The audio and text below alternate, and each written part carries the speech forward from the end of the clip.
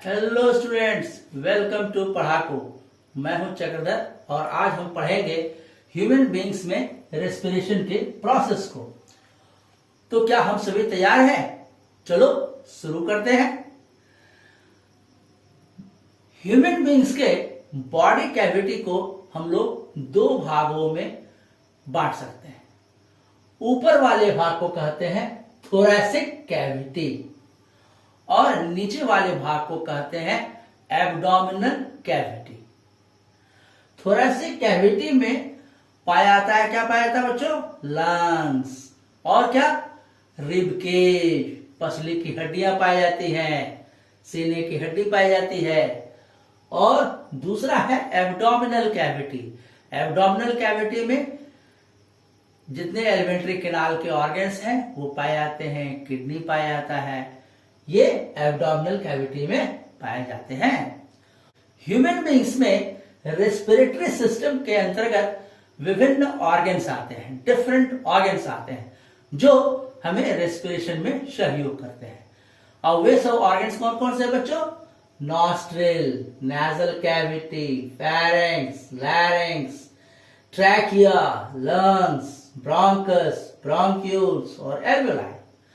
और यही सभी ऑर्गन्स हम ह्यूमन बीइंग्स के डायग्राम में हम देखेंगे।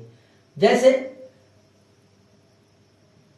ह्यूमन बीइंग्स में नॉस्ट्रिल होता है जिससे हवा अंदर जाती है, कभी कभी मुंह से भी हवा लेते हैं। और नॉस्ट्रिल खुलता है कहां, किसमें? नेजल कैविटी में।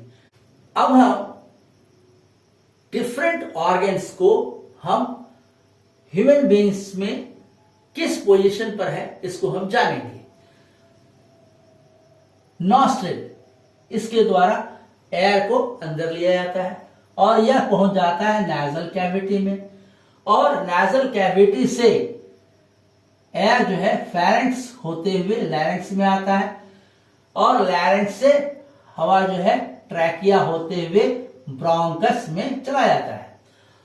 और यही ब्रोंकस लंग्स के अंतर्गत विभिन्न भागों में बढ़ जाता है जिसे कहते हैं ब्रोंक्यूल्स। देखते हैं बच्चों, ब्रैंक्यूल्स। और यही ब्रैंक्यूल्स के ऊपर एक sac like structure, thin bag like sac like structures होते हैं जिसे कहते हैं एल्वियोलस। और जब बहुत से एल्वियोलस एक साथ रहते हैं तो उसे कहते हैं एल्वियोलाई। ठीक है बच्चों। ह्यूमन बीइंग्स में लंग्स के ऊपर एक मेम्ब्रेनस स्ट्रक्चर होता है, एक मेम्ब्रेन पाया जाता है जिसे कहते हैं प्ल्यूरा। क्या कहते हैं बच्चों? प्ल्यूरा। थोरैसिक कैविटी और एब्डोमिनल कैविटी दोनों को विभक्त करता है एक मेम्ब्रेनस स्ट्रक्चर जिसे कहते हैं डायफ्राम। समझे बच्चों? यही डायफ्राम थोरैसिक कैविटी और एब्डोमिनल कैविटी को सेपरेट करता है। रेस्पिरेटरी सिस्टम का पहला ऑर्गन है नॉस्ट्रिल। इसे हम नेजल ओपनिंग में कहते हैं, नाक का छेद कहते हैं। इसके द्वारा जो है एयर को शरीर के अंदर लिया जाता है और छोड़ा जाता है। दूसरा है नाक के अंदर। नाक के अंदर बहुत सा बाल रहता है, हेयर्स रहता है, जो कि डस्ट पार्टिकल को वह रोकता है। नाक के अंदर बहुत से फाइन हेयर्स होते हैं, बहुत छोटा छोटा बाल होता है जो कि एयर को फिल्टर करता है, गंदगी को अंदर नहीं जाने देता है। दूसरा है नेजल कैविटी, यानी नाक के अंदर का कैविटी, खाली जगह को कहते हैं नेजल कैविटी। और इसमें क्या होता है बच्चों?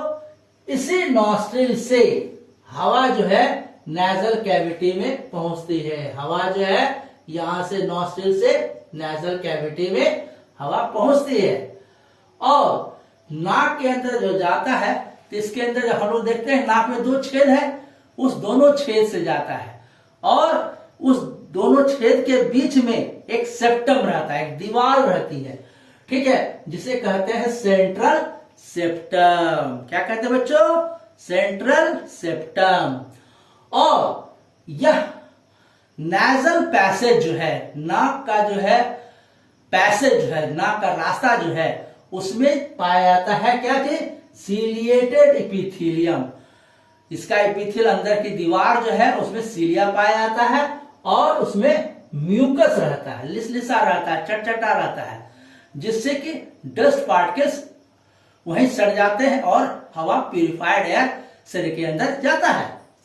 इसी एयर के अंदर जाने के क्रम में एयर जो है वार्म हो जाता है, गर्म हो जाता है और क्या होता है बच्चों, मॉइस्टेंड हो जाता है, यानी और उसमें नमी आ जाती है। क्योंकि नेजल चैम्बर जो है हमारा वह वहां म्यूकस है, उससे हवा अंदर जाने के क्रम में गर्म हो जाती है और उसमें नमी आ जाता है।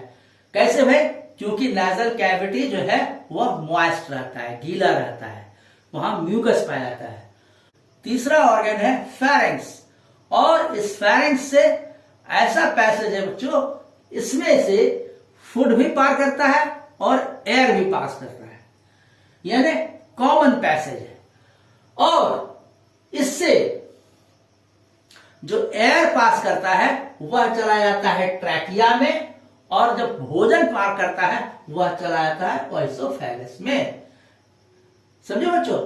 और यह ओएसोफेगस जो है ट्रैकिया के पीछे रहता है, ट्रैकिया आगे रहता है, पीछे उसके ओएसोफेगस रहता है।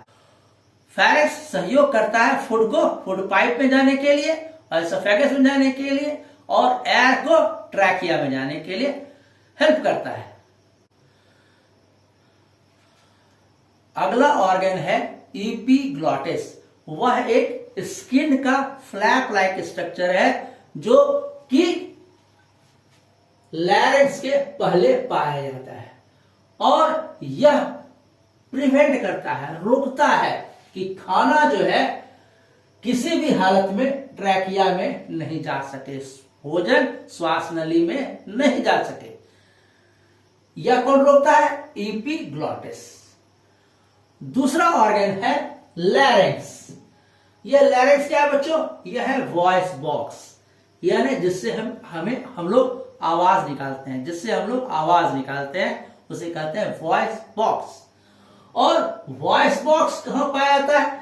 Present between pharynx and trachea.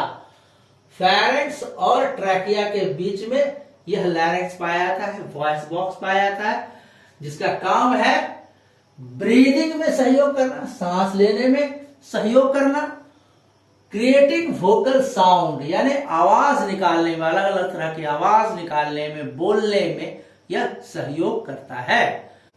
और अगला रेस्पिरेटरी ऑर्गन है ट्रैकिया। ट्रैकिया को हम लोग लोअर क्लास में पढ़ते थे, उसे कहते हैं विंड पाइप। यह जो है श्वास की नली है, इसे कहते हैं ट्रैकिया। और ट्रैकिया जो है यह मुंह से जो है कंठ होते हुए चेस्ट में जाता है। ट्रैकिया जो है कंठ से लेकर के यह सीने में चला जाता है। समझो बच्चों? यानी यह थ्रोट से थोरैसिक कैविटी में चला जाता है, सीने ऐसे आया और यह दो भाग में बट गया ट्रैकिया। अब देखो बच्चों, फेरेंक्स से एयर जो है आया वह ट्रैकिया होते हुए लंग्स में चला जाता है।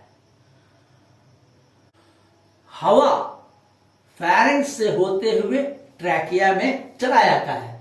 ठीक है बच्चों? और ट्रैकिया के ऊपर बहुत से कार्टिलेज पाए जाते हैं जो सी शेप्ड होते हैं। कैसे होते हैं बच्चों? C shaped. देखो यहां पर सी की तरह का कार्टिलेज है, और यह जो है कार्टिलेज ट्रैकिया को पिचकने से बचाता है। यदि पिचक जाएगा तो क्या होगा? सांस नहीं ले पाएगा, ना छोड़ पाएगा। इसलिए ट्रैकिया जो है ये रिंग ऑफ कार्टिलेज से सटा हुआ रहता है, जिससे कि हवा आसानी से अंदर जा सके और अंदर की हवा बाहर जा सके। इस ट्रैकिया के इनर लाइनिंग में, अंदर की दीवार पर पाया जाता है सीलिया और म्यूकस। ट्रैकिया का इनर लाइनिंग जो है उसमें पाया जाता है सीलिया, और क्या पाया जाता है बच्चों? म्यूकस। इसका क्या फायदा है जानते हो?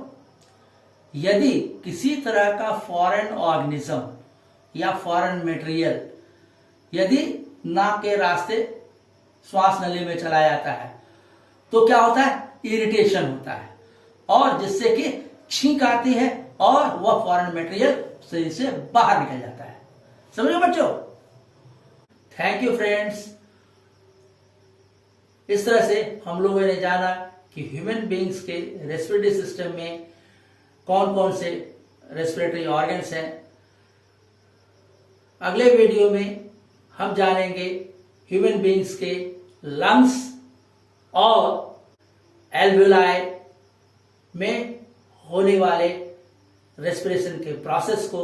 तो students, thank you, bye bye.